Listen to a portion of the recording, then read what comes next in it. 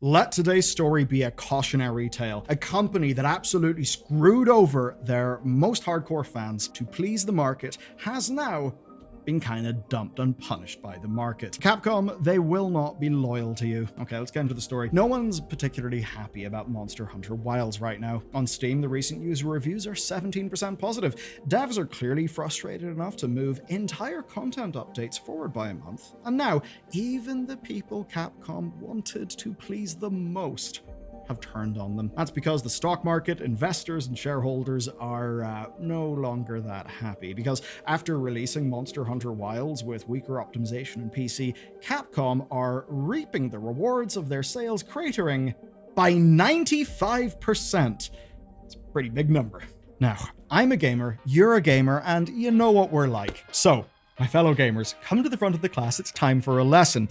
Part of this is how I went from awful sleep to fantastic sleep, and how today's sponsor, Manta Sleep, has been a huge help in that. So what Manta does is actually really simple. They make the best sleep mask that there is. And that's important because most sleep masks absolutely suck. I just could not find a comfortable one until I came across Manta last winter, and that's really when I started trying to take sleep way more seriously in my life. I mean, as an MMO gamer, I've often not been particularly good to my body in that regard.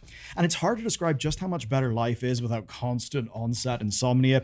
And now I've even got the sleep scores to prove it, and Manta is a huge part of my kit. So the way it works, right, is you get the core Manta sleep mask. It's absolutely terrific, but what sets them apart is customization. You can get cooling pads, weighted pads, and even a Bluetooth mask. Now, combine that with white noise, maybe some rain, a spooky story, or my go-to podcast, The Rest is History, and you'll find you not only drift off, but you actually just stay asleep, you build a stronger circadian rhythm, and that just helps you basically enjoy life more and stay on track. Manta's kit is absolutely fantastic, and you'll get 10% off using my link and code Bellular News. 477,000. That is the number that VGC spotted in Capcom's first quarterly investor report. Oh, it's a good number, because it's the number of copies of Monster Hunter Wilds that just sold.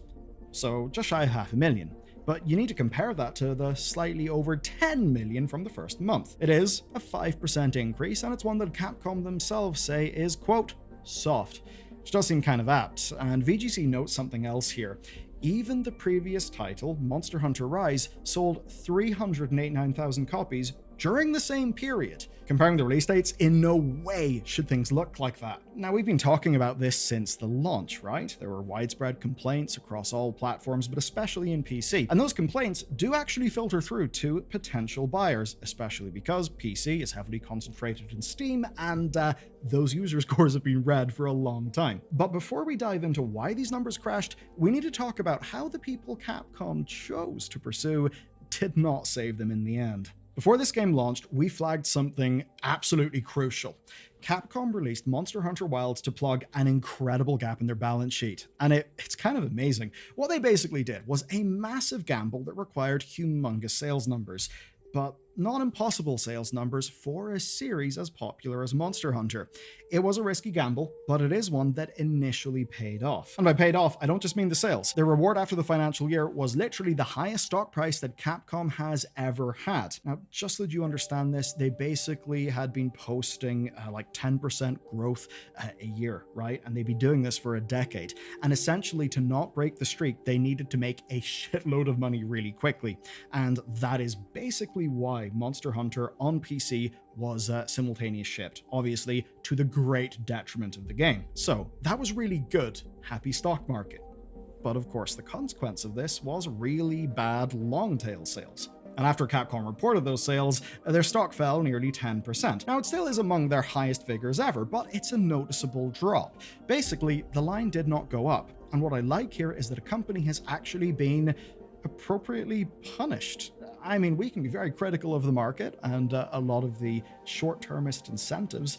This is an example, though, where the short-term thing they did has obviously been bad for shareholder value. Because you care about shareholder value, you probably want lots of copies of Monster Hunter to sell for a long time. But no, Capcom had to go and cock it all up. Now, they had spent the last 10 years playing it incredibly safe, posting consistent, constant growth. Stable development platforms, stable tech, lots of really good releases, and developers actually being able to deliver in franchises both big and small. And they were rewarded with incredible sales growth and a nice solidly increasing stock price. And they absolutely did benefit from Monster Hunter Wilds getting out the door with absolutely shit PC optimization. But it does seem that it was not in the long-term benefit. So let's get to the sales figures. Sales normally drop over launch, that's a guaranteed thing, but to drop this much, this fast, especially for this franchise, it is worth interrogating. And I'll start with what's the most obvious answer. It's that maybe Wilds simply hit its total addressable audience at launch. It has a $70 base price, kinda steep, and it only went on sale once, and only at 20% off. So that's a high bar for purchasers who are on the fence, so the total addressable audience at this current price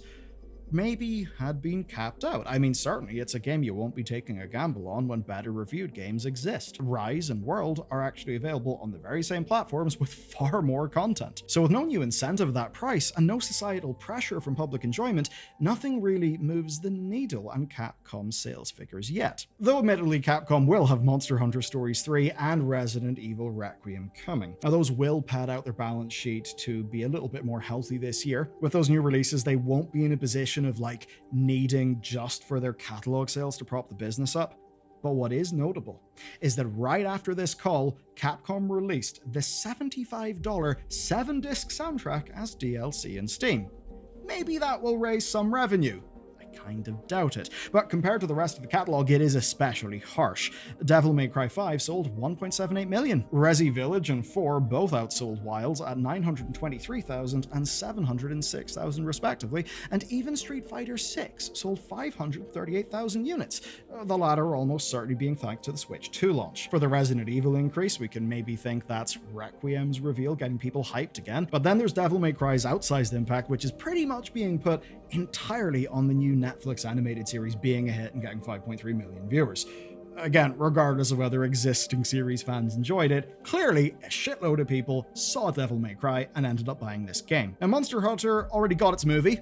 The less we say about that, the better, I would say. Not least because the bigger story here is about library availability and accompanying price drops during sales, because those things are key to drawing in new audiences. But you also get new audiences need positive sentiment towards your games. Because despite overwhelming evidence to the contrary, people aren't that stupid. Based on Capcom reporting that over 50% of their American sales were on PC, well, we know how important PC is to Capcom's Monster Hunter Wilds sales. So, what do you do then when your review score is threatening to drop below 50% lifetime, and when your overwhelmingly negative reviews are sitting at a lovely 86% negative? Well, if you're Capcom looking at this, you're gonna have to try some sort of unconventional plan, because technical fixes take time. And the good news is, we actually have got some confirmation of what those plans are. Game director Yuya Tokuda posted this message to players, and in it, he apologizes for the time that improvements are taking, but more importantly, he did confirm some major changes. So, they're moving features from late September to early August. They're hoping that will placate people.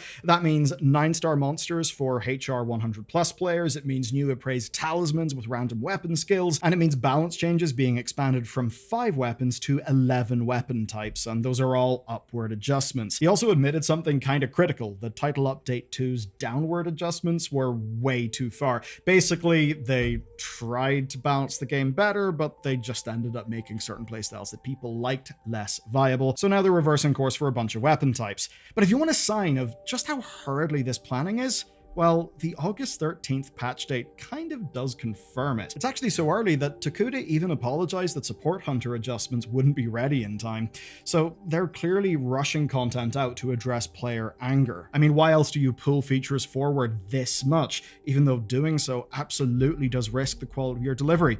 Now, as for PC optimization, he acknowledged the elephant in the room. So they've reduced anti-cheat processing load by 90%, but real CPU load reduction won't actually come until the 4th title update this winter, which is months away. That's absolutely going to sting. And obviously there's lots of risk here. If these systems that are pulled forward don't land with people or introduce bugs, then Capcom will have rushed content for no huge benefit. But at least we're seeing some open communication here, and it might be paying sort of dividends. I mean, whenever we started doing this video, it was 16% recent reviews. Now it's 23%, so yeah, you know, only up from here. But there's one thing Capcom really does want to go up, maybe even more. That's revenue. Now, how are you going to get more revenue when this is really a game that people should not be buying for quite some time? The answer, my friends, is very simple. It's what every game does. Boobs.